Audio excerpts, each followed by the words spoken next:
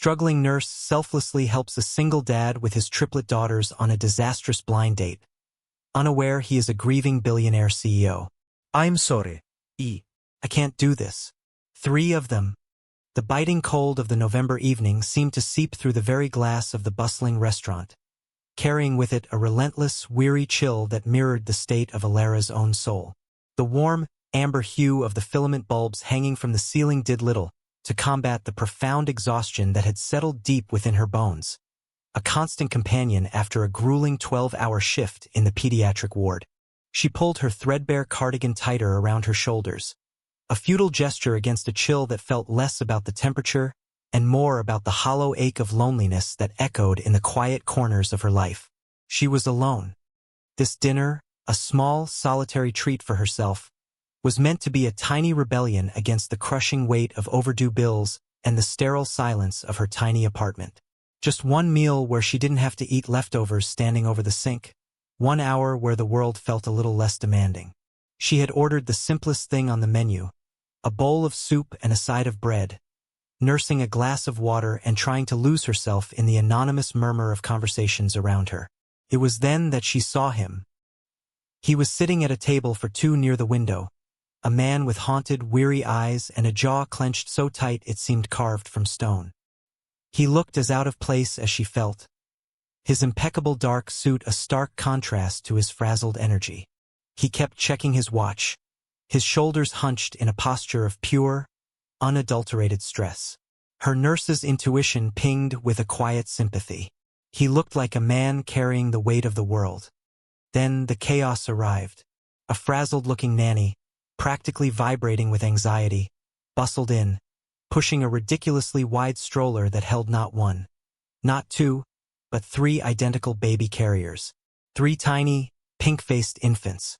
The man, whose name she would later learn was Julian, visibly paled.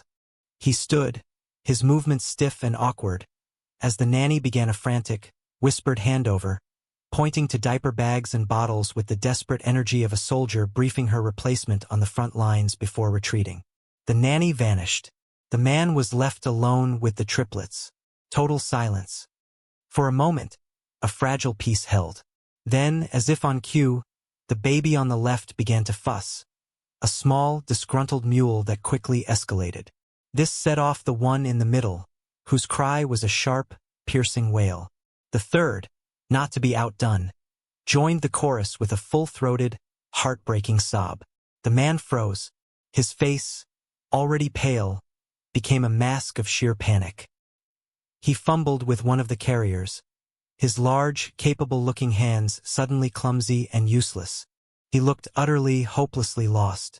The entire restaurant seemed to hold its breath, conversations faltering as heads turned.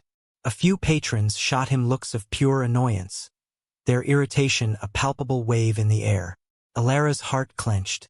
She recognized that specific brand of terror, the kind that hits a parent when they feel completely and totally overwhelmed with the whole world watching.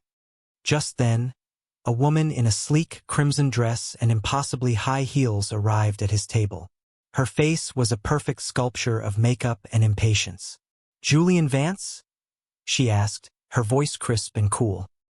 He looked up, his expression a mixture of desperation and faint hope. "Jessica? Hi. I'm so sorry, my sitter.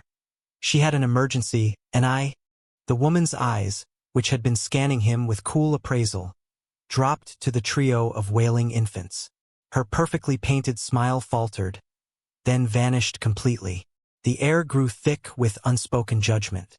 She took a half-step back, her posture screaming revulsion. "I'm sorry. I can't do this. 3 of them?" she whispered, the words laced with a horror that was almost comical in its intensity. She didn't wait for an answer. With a dismissive flick of her wrist, she turned and strode out of the restaurant, her heels clicking a sharp, final rhythm on the polished marble floor. She was gone. The man, Julian, just stood there, shattered. The hope in his eyes splintered, replaced by a raw, hollow despair that struck Alara to her very core. The baby's cries intensified, feeding off his distress. It was a scene of such profound public misery. Alara felt a deep, seismic shift inside her. Her own weariness, her own hunger, her own loneliness. It all vanished, replaced by an overwhelming, undeniable instinct to help. This was what she did. She fixed things. She soothed pain. Her own meager soup sat cooling on her table, forgotten. The quiet hour she had promised herself dissolved. A moment of internal hesitation. A whisper that told her this was not her problem, that she was tired and deserved her peace, was quickly silenced by the image of his haunted eyes. Her heart won. It always did. With a quiet resolve that felt as natural as breathing, she stood up and walked toward his table. Her movements were gentle, her presence unassuming. She didn't say a word at first. She simply reached for the carrier holding the loudest of the trio, her hands steady and sure. "May I?" she asked, her voice soft, a stark contrast to the cacophony.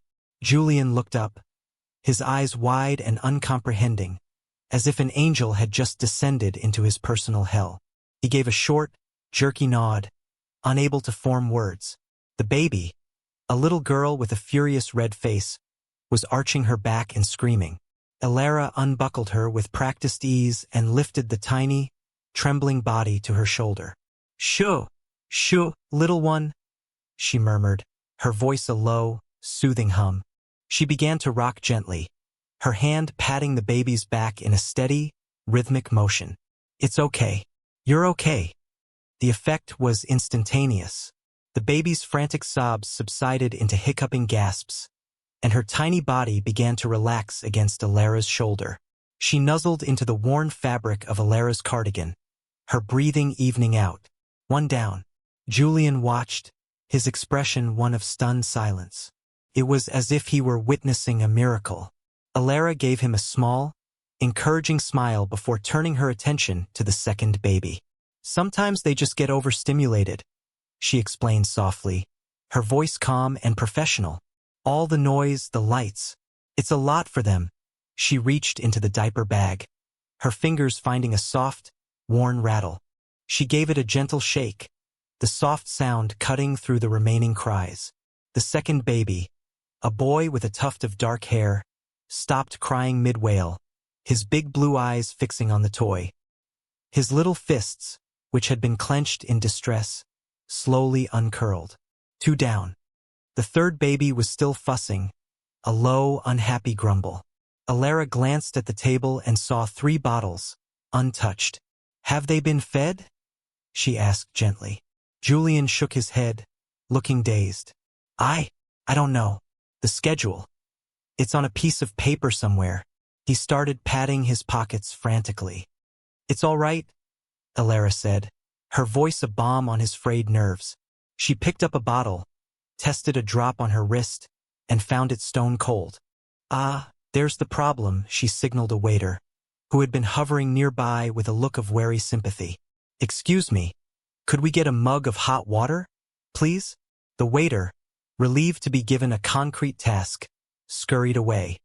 Within minutes, the bottle was warmed. Elara settled into the chair the other woman had so hastily abandoned and cradled the third infant, another little girl, in her arms. She offered the bottle, and the baby latched on immediately, her fussy noises replaced by contented, rhythmic sucking. Total silence. The only sounds were the soft suckling of the baby and the gentle shake of the rattle from the second. The first was now fast asleep on Elara's shoulder. The entire ordeal, which had felt like an eternity of chaos, had been resolved in under 5 minutes. Julian sank into the chair opposite her, his body slumping as if the strings holding him upright had been cut. He stared at her, his eyes glistening with an emotion so raw and profound it made her own chest tighten. How did you do that?" he whispered, his voice cracking. Elara just smiled, a small, tired, but sincere smile. "I'm a pediatric nurse," she said simply, as if that explained everything. "It's what I do." She looked down at the sleeping baby on her shoulder, then at the 2 contented ones in their carriers. A wave of tenderness washed over her, a feeling so familiar and pure. For a moment, she forgot her own troubles. She forgot the cold apartment and the stack of bills.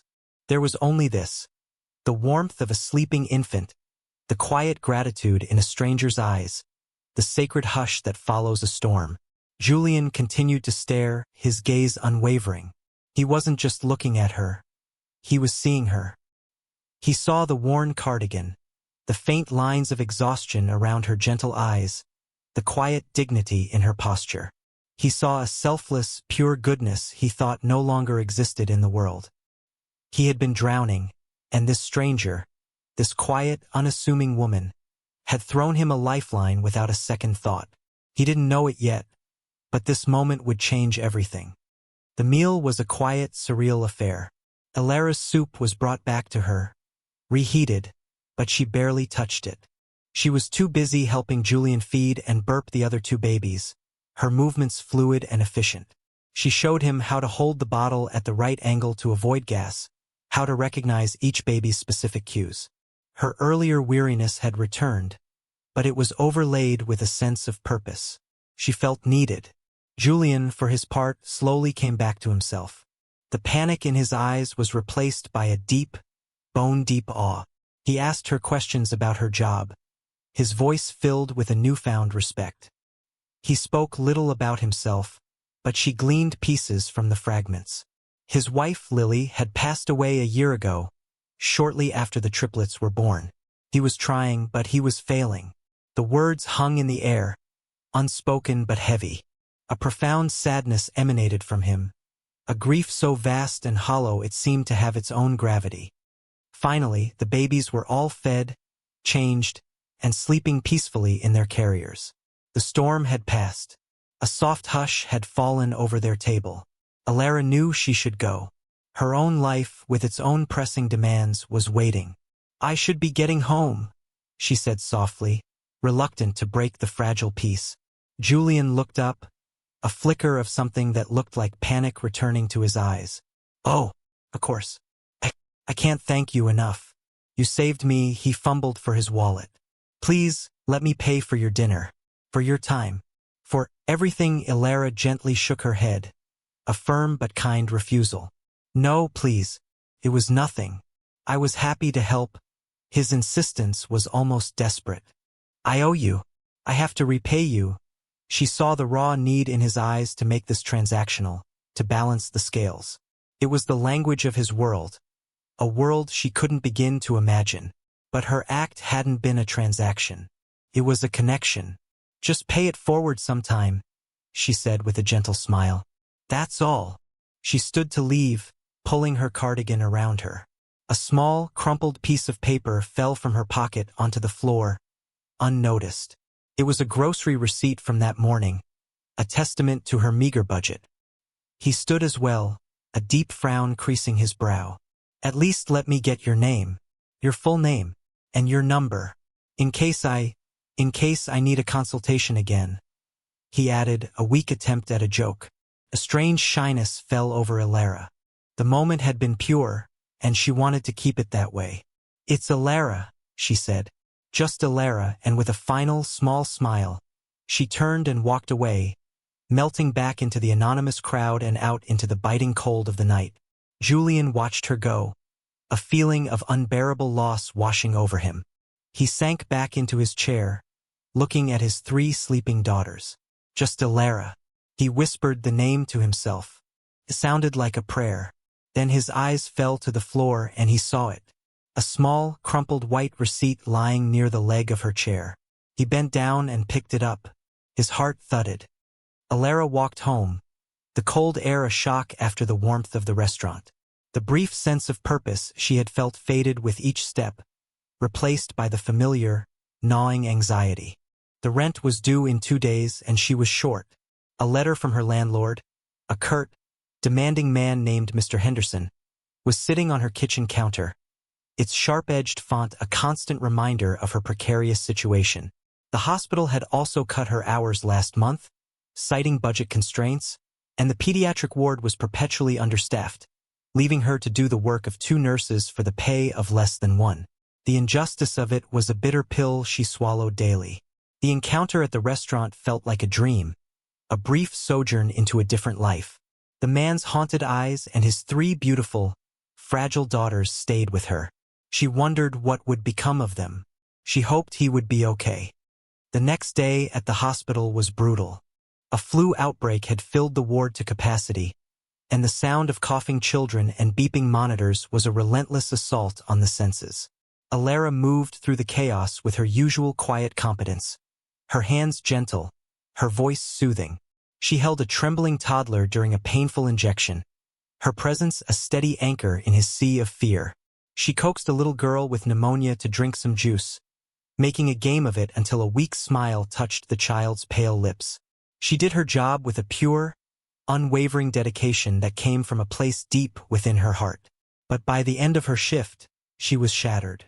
She returned to her small, cold apartment and found another envelope slipped under her door. Her heart sank. It was from the landlord again.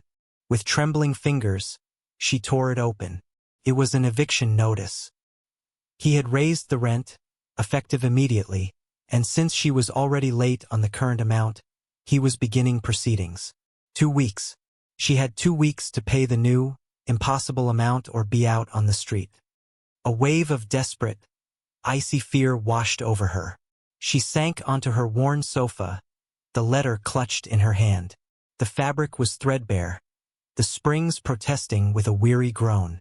She looked around her tiny living space, the second-hand furniture, the faded photographs of her parents on the wall, the stack of nursing textbooks she still consulted. It wasn't much, but it was hers. It was her sanctuary.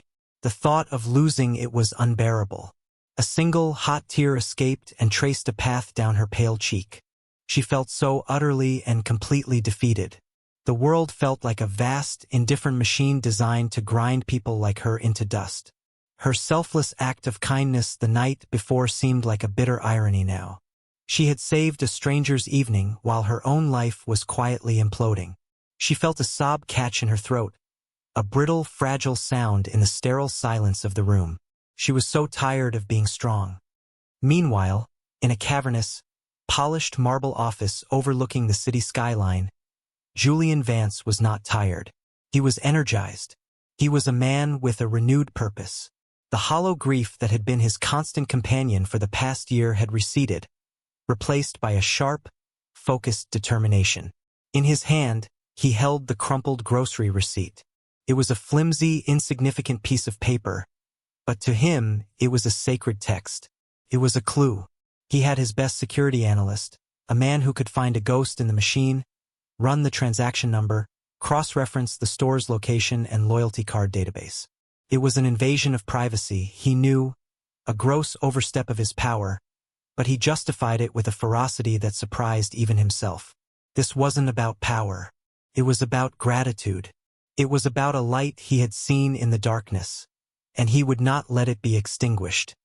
Within an hour, he had her name, Alara Vance. No, that was a mistake in the database from a typo. Alara Vance was his late wife's name. The analyst corrected it. Alara Shaw, a pediatric nurse at City General Hospital. An address in a low-income housing block on the other side of town. He pulled up a picture from her hospital ID. It was her. The same gentle eyes, the same quiet strength. A wave of profound relief washed over him. He had found her. He spent the rest of the day orchestrating a quiet, invisible intervention. He had his family office, a discreet entity that handled his private philanthropy, make a few calls.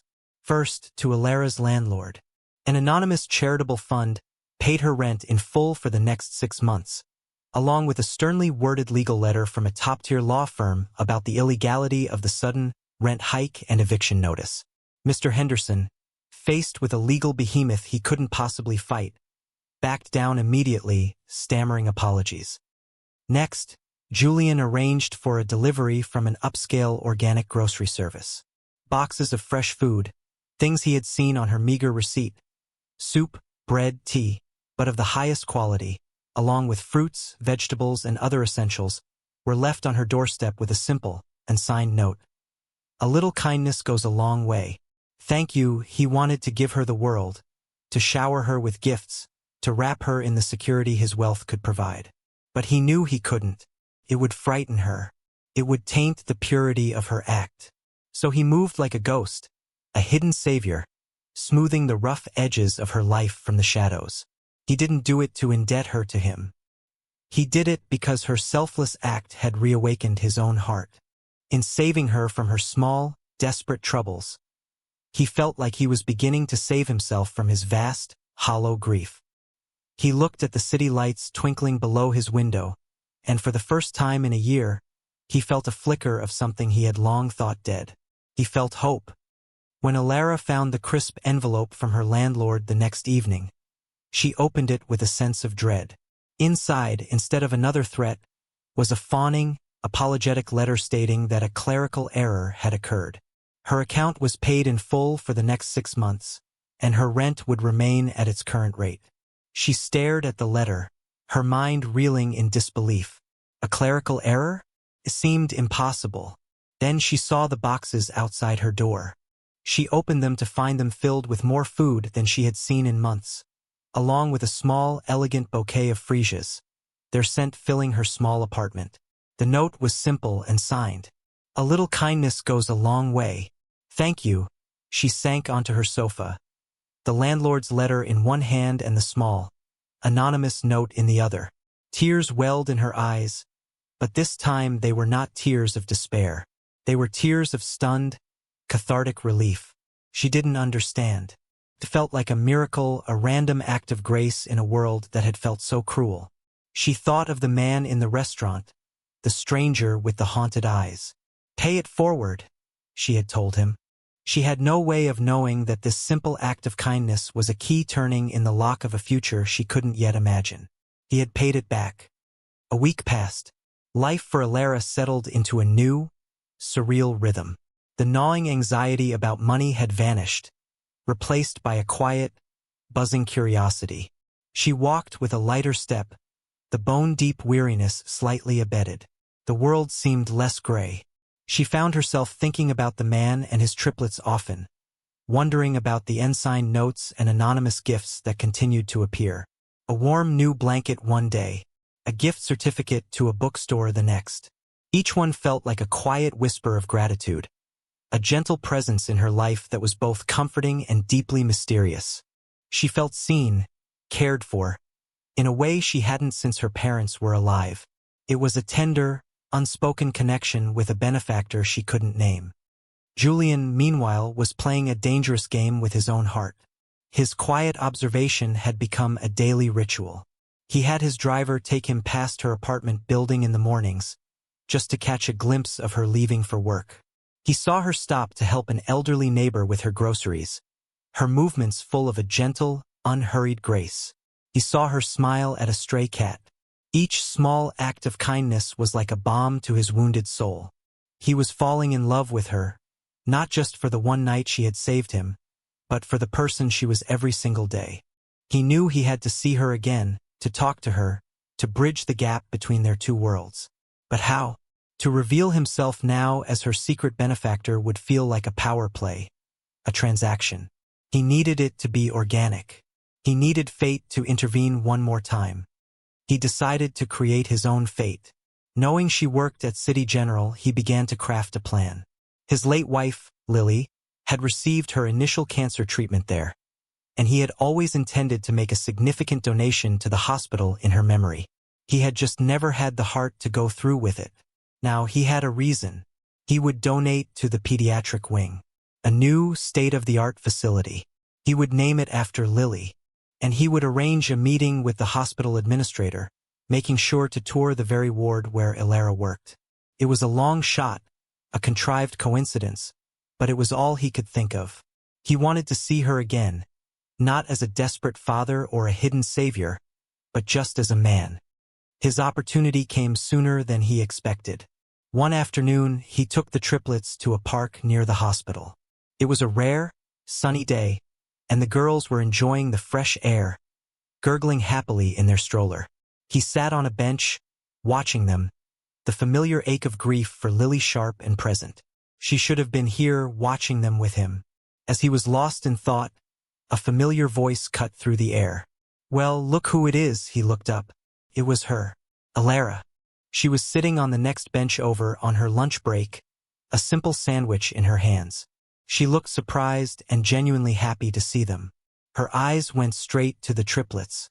They've gotten so big, she said, her voice filled with warmth. A slow smile spread across Julian's face. Alara, he said, the name feeling solid and real on his tongue. It's good to see you.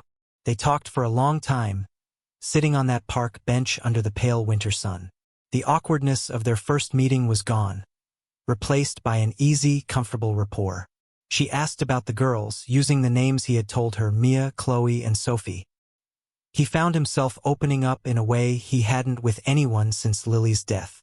He told her about the chaos of being a single father to 3 infants, the loneliness, the feeling of being constantly in over his head.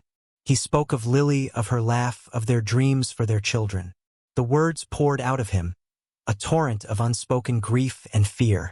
Alara listened, her eyes steady and unwavering. She didn't offer empty platitudes or easy answers. She just listened, her quiet presence a profound comfort. She made him feel seen, truly seen, in his brokenness. Then, in a moment of vulnerability, she shared a piece of her own story. I became a nurse because of my little brother, she said softly, her gaze distant.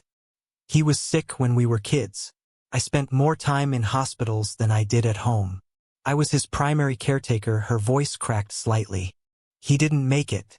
I was 16. A single tear traced a path down her cheek, and she wiped it away quickly. I promised him I would spend my life helping other kids, so they wouldn't feel as scared as he did. Julian's heart ached for her, for the young girl who had shouldered such a heavy burden. He saw the source of her immense compassion, forged in the crucible of her own profound loss. They were 2 sides of the same coin, both haunted by ghosts, both trying to find a way to heal. A bond formed between them, unspoken but undeniable, a tender thread of shared grief. As her lunch break ended, he felt a familiar panic. Can I see you again? He asked, his voice raw. For coffee? Apropé conversation. Alara smiled, a genuine, radiant smile that lit up her whole face. I'd like that very much, she said.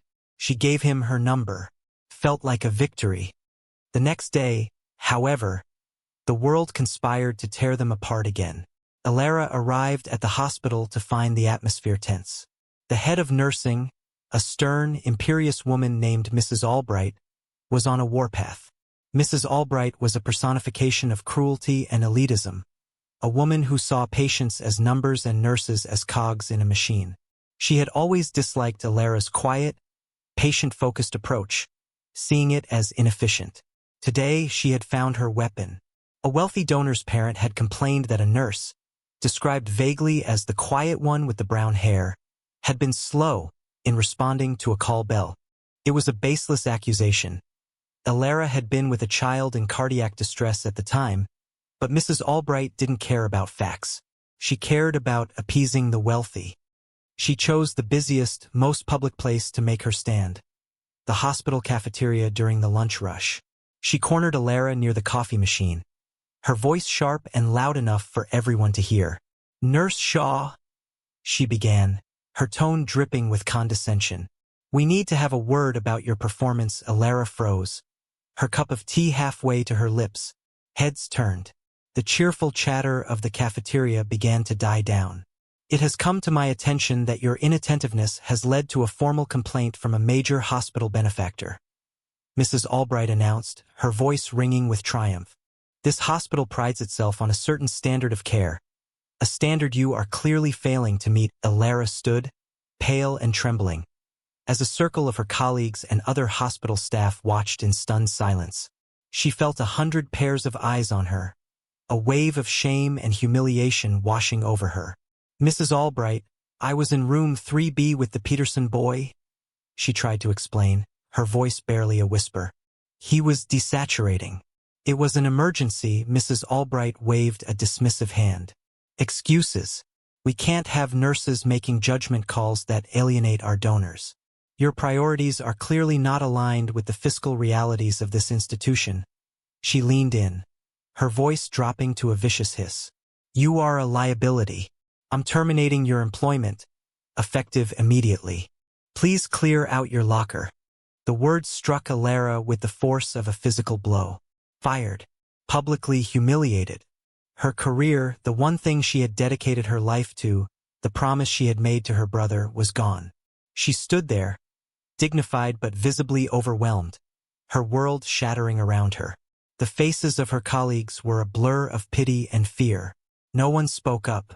No one dared to cross Mrs. Albright. The silence in the cafeteria was absolute, a heavy, suffocating blanket.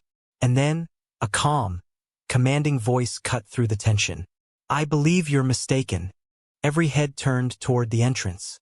Julian Vance stood there, flanked by the hospital's CEO and board chairman. He was no longer the frazzled, desperate father from the restaurant. He was dressed in an impeccable, custom-tailored suit, his posture exuding an aura of quiet, undeniable power. He looked commanding. He looked like he owned the building, which, in a way, he was about to. His eyes found Alara's, and in them, she saw a promise of unwavering support. He walked calmly through the parted sea of onlookers until he was standing directly in front of a sputtering Mrs. Albright. "Mr. Vance," the hospital CEO stammered, "I apologize for this. This internal matter." Julian held up a hand, silencing him without even looking at him. His gaze was fixed on Mrs. Albright, and it was as cold and hard as polished steel.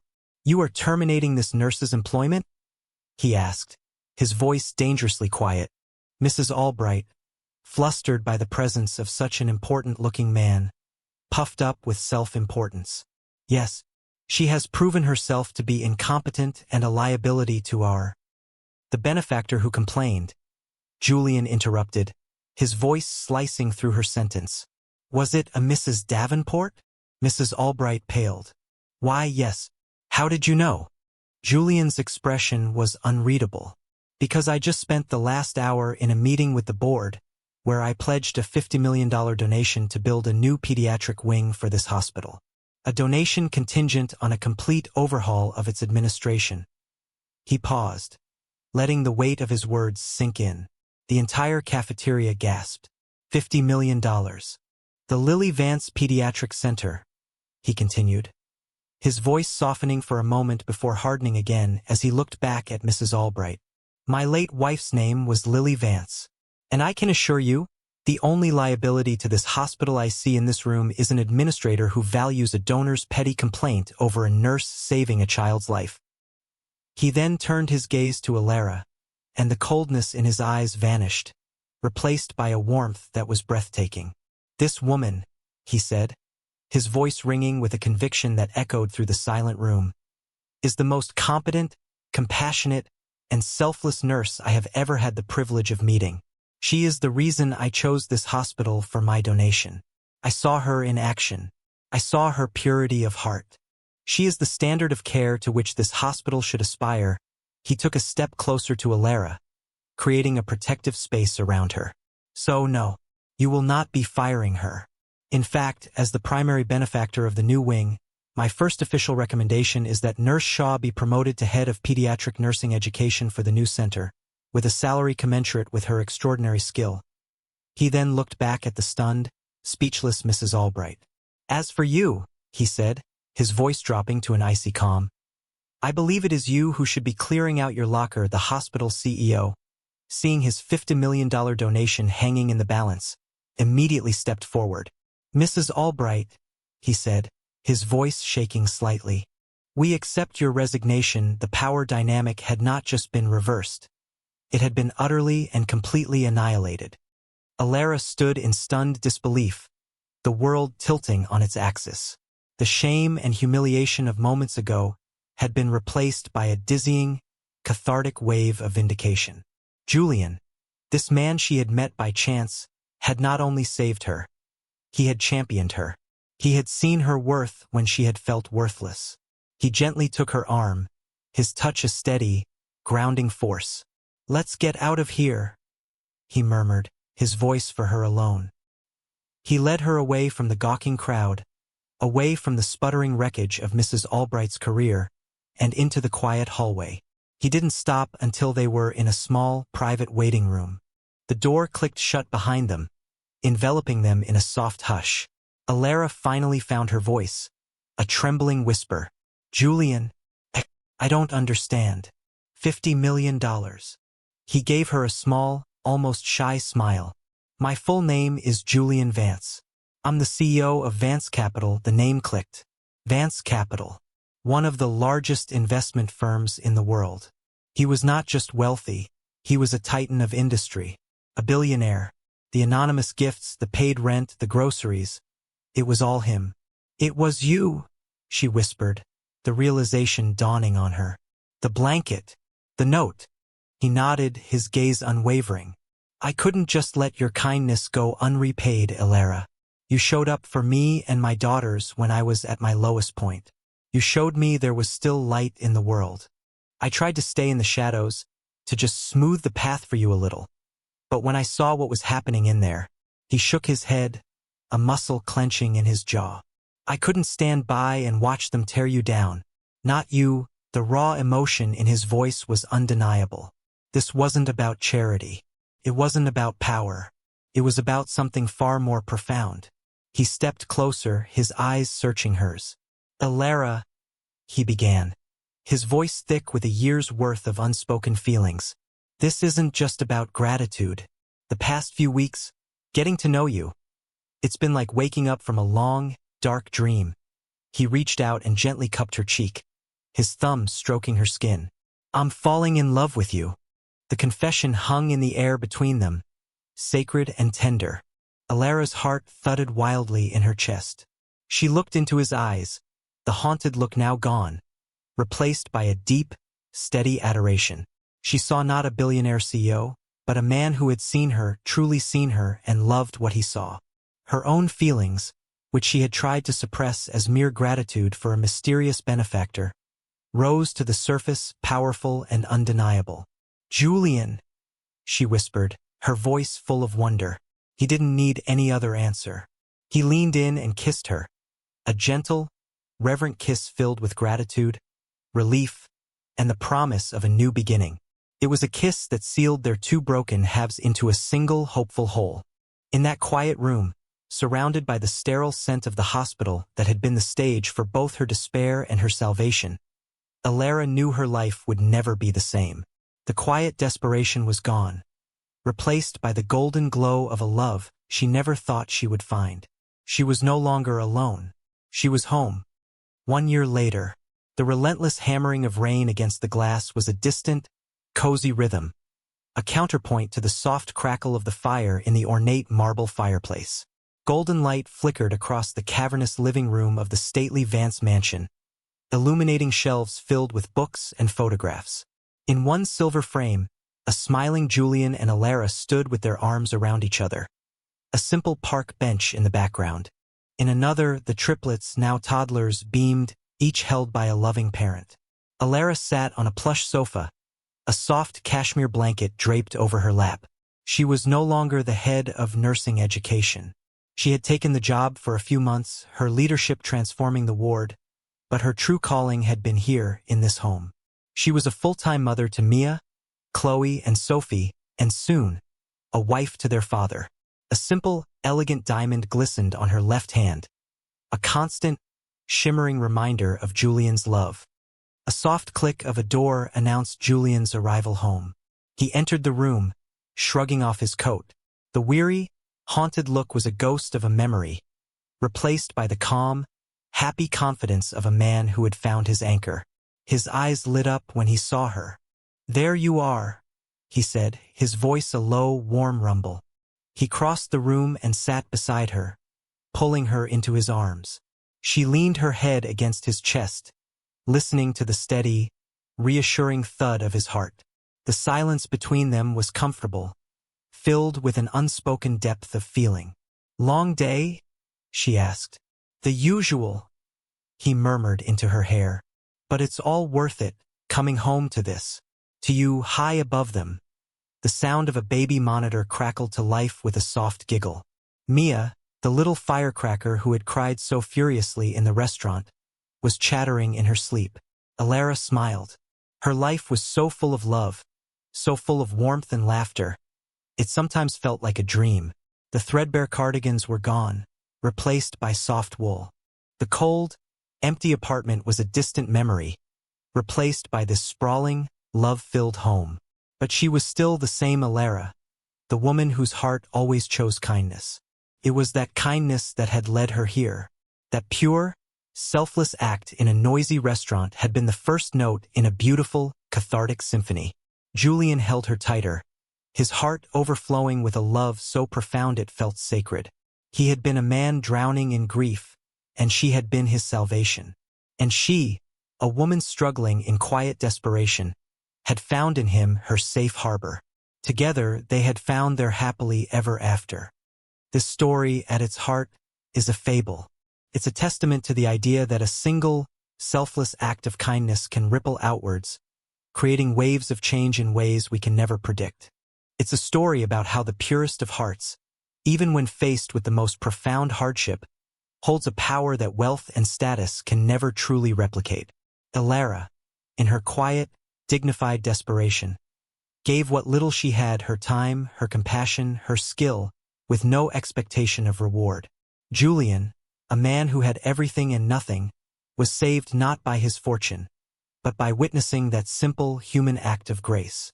It reawakened his soul and gave him a new purpose, to cherish and protect the light he had found. If this story touched your heart, it's because it speaks to a universal truth we all long to believe in. That goodness is seen, that suffering is not in vain, and that love can truly conquer all. It reminds us that behind every stranger's face, there is a story of quiet battles, hidden grief, or desperate hopes.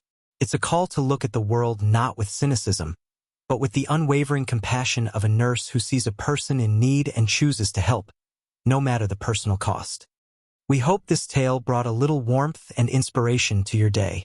For more soul-stirring stories of love, redemption, and the incredible power of the human heart, be sure to like, share, and subscribe to Soulful Love Tales. Your support allows us to keep creating these heartwarming narratives that remind us of the beauty and hope in the world.